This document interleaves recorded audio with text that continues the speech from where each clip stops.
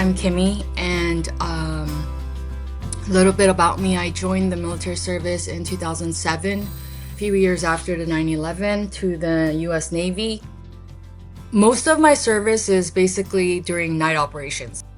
The flight deck where the CH-46s, the helicopters. I was pretty much hanging on to my faith to get through this whole thing because there was a couple of traumas like the flooding, like the almost getting my head chopped off with the helicopter blade, and the masters grabbing me last second asking me what the F am I doing. I think 6 months after I got out, they said like I'm over 100% like disabled. Had I thought I would have a family with a husband who didn't divorce me the first year, I would have never thought that was possible for me. But it's only because I would hang out with other veterans that, like, yeah, we're broken, we're struggling, but still we're breathing, so we gotta do something about it. We can't just like breathe and just, let our lives pass us by.